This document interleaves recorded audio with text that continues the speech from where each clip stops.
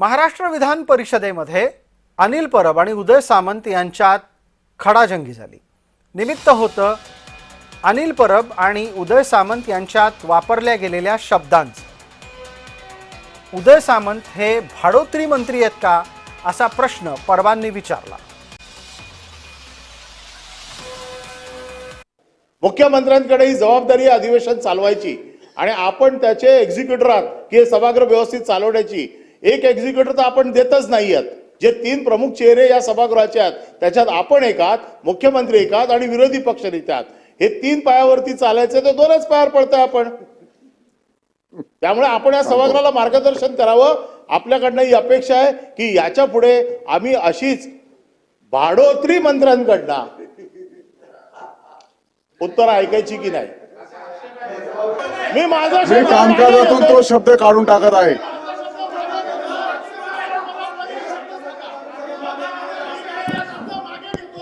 शब्द मागे घेतलेला आहे आणि मी देखील कामकाजातून काढून टाकलेला आहे। आपण जरा बसा,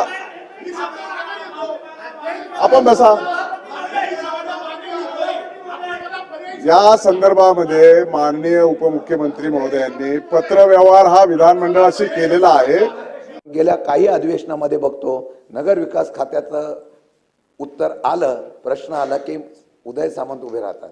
आम्हाला प्रश्न पडलाय की नगर विकास मंत्री नक्की कोण आहेत, उदय सामंत आहेत का काय, आणि त्यांची उत्तर देण्याची त्याला तोड नाही, म्हणजे कुठल्या खात्यावर उत्तर देतात म्हणून त्यांना सगळ्या खात्याचं एक वेळ मग असं करा, सगळ्या खात्याचं मंत्रिपदाची उत्तरं द्यायची विधान परिषदेमध्ये त्यांना अधिकार देऊन टाका तरी आमची हरकत नाही। पण हे चुकीचे पायंडा पडतोय, याच्यावर आपण रुलिंग द्यावं, सभापती म्हणून द्यावं, नियमानुसार द्यावं, एवढीच आमची विनंती आहे। या विषयावर आमचे प्रतिनिधी कुणाल भोईटे यांनी मंत्री गिरीश महाजन यांच्याशी संवाद साधला। आपल्यासोबत मंत्री गिरीशजी महाजन आहेत। सर, ज्या सरकारचं संकटमोचन मंत्री म्हणून तुम्हाला म्हटलं जातं त्या सरकारमधल्या मंत्र्यांना विधान परिषदेचे आमदार अनिल परब यांनी भाडोत्री मंत्री असं म्हटलेलं आहे। मला वाटतं असं खरं म्हणजे काही प्रोटोकॉल पाळला पाहिजे, असं कुठेही बोलता कामा नये। आता परब माझे चांगले मित्र आहेत आणि ते सिनियर आहेत, खरं म्हणजे त्यांनी असं बोलूच नाही। असं हे सगळं प्रोटोकॉलच्या बाहेर आहे। बोलताना आपण आज आम्ही आहोत, उद्या तुम्ही मंत्री आहात, काल तुम्ही होता त्या ठिकाणी। सत्ता बदलत असते, येत राहते जात राहते, पण अशा पद्धतीने मंत्र्यांवर खालच्या शब्दामध्ये शेळक्या भाषेत टीका टिप्पणी करणं हे काही मला वाटतं योग्य नाही।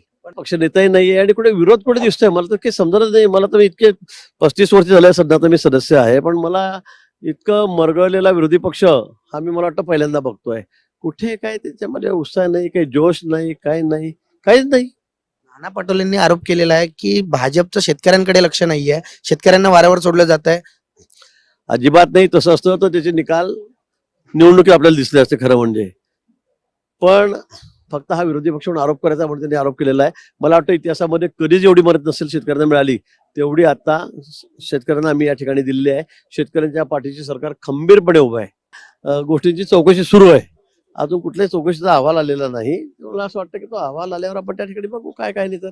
पण हे आरोप प्रत्यारोप रोजच चालू आहे आणि म्हणून ते कसे निश्चित ते खरे आहेत का आजकाल याच्या माध्यमातून आजकाल काही करता येतं तसं आहे, याची सगळी शहानिशी होईल।